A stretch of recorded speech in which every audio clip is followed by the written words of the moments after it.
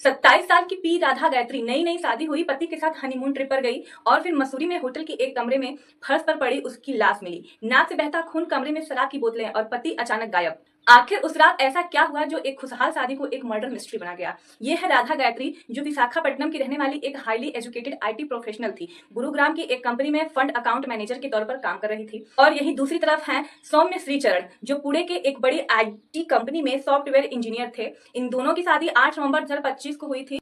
राधा की एक फ्रेंड ने और सौम्य चरण के ममेरे भाई ने दोनों की मुलाकात कराई। दोनों की आपस में बातचीत होने लगी और कुछ ही महीनों में शादी हो गई। शादी के बाद दोनों अलग अलग शहरों में रह रहे थे, लेकिन जून 2026 में उन्होंने एक साथ टाइम बिताने और सौम्य चरण का बर्थडे सेलिब्रेट करने के लिए ट्रिप प्लान की। 13 जून 2026 दोनों दिल्ली से निकले, पहुंचे ऋषिकेश। वहां उन्होंने पूजा की, रिवर राफ्टिंग की, घूमे फिरे और खूब इंजॉय किया। फिर लेकिन अचानक 14 जून की रात ऋषिकेश से प्लान बदलता है और मसूरी का प्लान बन जाता है और दोनों मसूरी धनोल्टी रोड के एक याना होमस्टे पहुंचते हैं। दोनों रात में शराब पीते हैं, बातचीत करते हैं और सुबह करीब 3:30 बजे सो जाते हैं। 15 जून सुबह 8 बजे जब पति की नींद खुलती है तो राधा का शव जमीन पर बिना कपड़ों के पड़ा होता है। नाक से खून बह रहा होता है, बेडशीट पर भी खून के निशान होते हैं। फिर वह अपने ससुर के पास कॉल करता है और कहता है, आपकी बेटी अभी दुनिया में नहीं रही।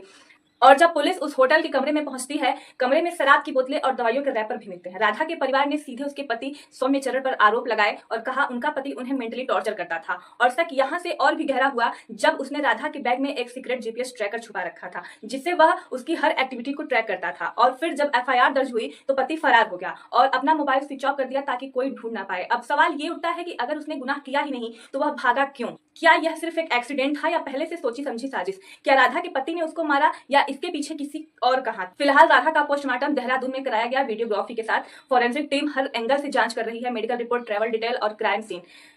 अभी तक मौत की असली वजह पूरी तरह साफ नहीं है। तो दोस्तों, आपको क्या लगता है?